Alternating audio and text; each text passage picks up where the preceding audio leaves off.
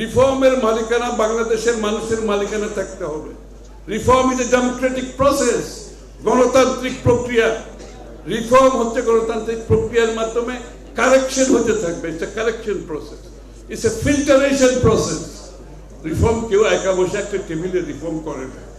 মানুষের মুক্তির জন্য, অর্থনৈতিক, রাজনৈতিক, সামাজিক মুক্তির জন্য। এটার উদাহরণ কিন্তু বিশ্বের খুব বেশি কিছু নয়, কয়েকজন মাত্র আছে। আপনি আমেরিকার জর্জ ওয়াশিংটনের কথা বলতে পারেন, যিনি নিজে যুদ্ধ করেছেন, যিনি পরবর্তীতে দায়িত্ব নিয়ে আমেরিকাকে একটি সত্যিকার অর্থে যে ফার্স্ট অ্যামেন্ডমেন্টের মাধ্যমে আমেরিকা, আগামী দিনের আমেরিকা কি হবে সেটা সেদিন তারা সিদ্ধান্ত নিয়েছিল। একটা গণতান্ত্রিক অধিকার, অর্থনৈতিক মুক্তি, সামাজিক মুক্তি, রাজনৈতিক মুক্তি। এইরকম বিশ্বে মাত্র কয়েকজন লোক আছে, তার মধ্যে কিন্তু উনি একজন, জিয়া রহমান সাহেব। এই কথাটা বললে না, অনেকে বলে না। উনি শুধু রাজনীতিবিদ ছিলেন না, উনি একজন জেনারেল, সফল সৈনিক, যিনি মুক্তিযুদ্ধে নিজের যুদ্ধ করেছেন। He is a general. উনি একজন স্টেটসম্যান, উনি একজন রিফর্মার, উনি একজন প্যাট্রিয়ট। এই সব গুণাবলী নিয়ে কেউ রাজনীতি কোনোদিন করেনি। রাজনীতিবিদরা রাজনীতি করেছে, আর্মি যুদ্ধ করেছে, সমাজকর্মীরা সমাজকর্ম করেছে। জিয়া রহমান সাহেব কিন্তু সবকিছু একটা সম্মেলন ঘটিয়েছে, যেটা কিন্তু বিশ্বের এই জিনিসটা কিন্তু আমরা ওনাকে কোনোদিনও, এই ক্যারেক্টারটা কিন্তু আমরা বলি না। আমরা ওনাকে খালি জিয়া রহমান যুদ্ধের ঘোষণা দিয়েছেন, প্রেসিডেন্ট হিসেবে উনি কি পালন করেছেন, কিন্তু একটা মানুষ যে সব কিছু তার মধ্যে ছিল, এটা আমরা একটু বলা দরকার, বোঝানো দরকার। ওনার সাথে বাংলাদেশের অন্য নেতাদের যে বিশাল ব্যবধান, এই ব্যবধানটা কিন্তু এখানে।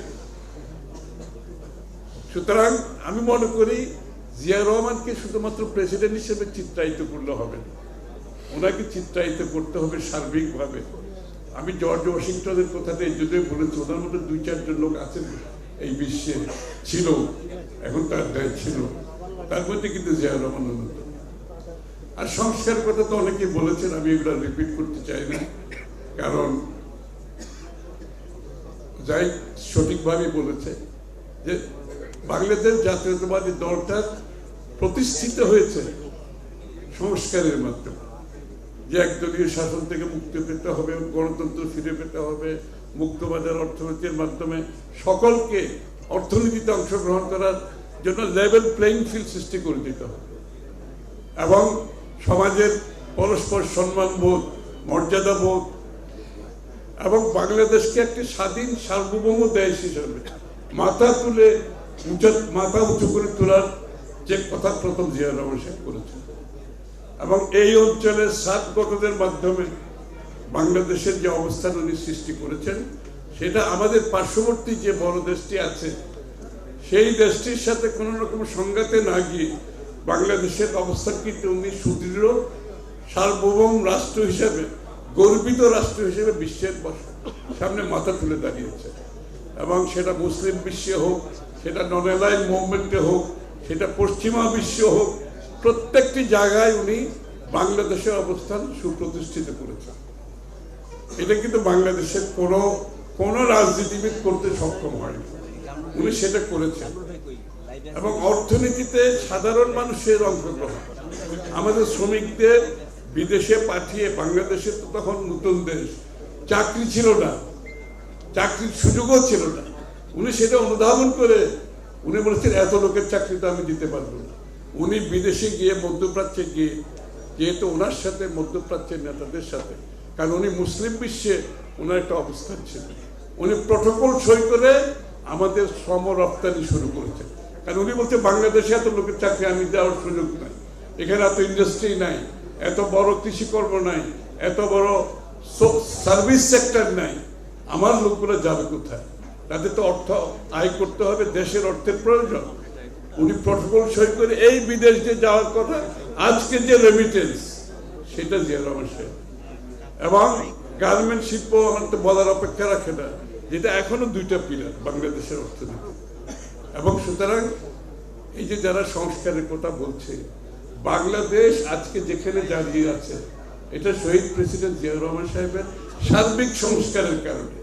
অর্থনৈতিক সংস্কার, রাজনৈতিক সংস্কার, সামাজিক সংস্কার, সবকিছুর উপর দাঁড়িয়ে বাংলাদেশ শেখ হাসিনার 15 বছর নিপীড়ন, নির্যাতন, অত্যাচার, লুটপাট, প্রতিষ্ঠানগুলো ধ্বংস করার পরও বাংলাদেশ আজকে যেখানে দাঁড়িয়ে আছে সেটা হচ্ছে শহীদ প্রেসিডেন্ট জিয়া রহমান সাহেব যে ভিত্তিটি স্থাপন করেছিল।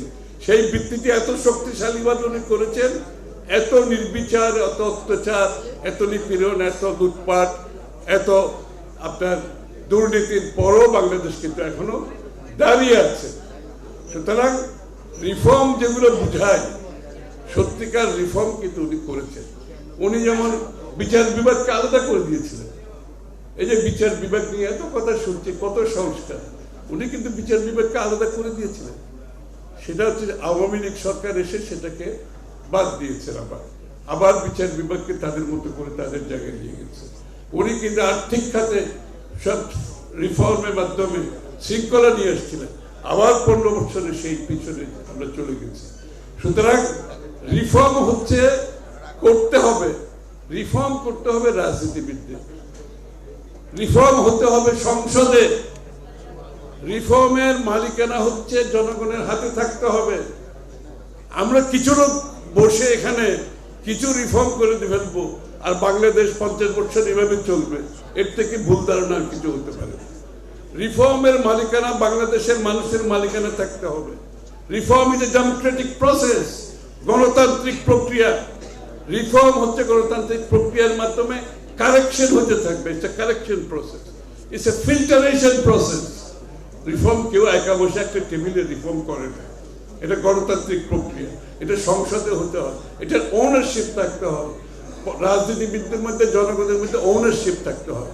সুতরাং বাংলাদেশের রিফর্ম হবে আগামী দিনে সংসদে জনগণের ম্যান্ডেট নিয়ে, আগামী দিনে রিফর্ম হবে সংসদে। এটা আমাদের পরিষ্কার করে বলতে চাই, এই ব্যাপারে সন্দেহের কোনো কারণ নাই।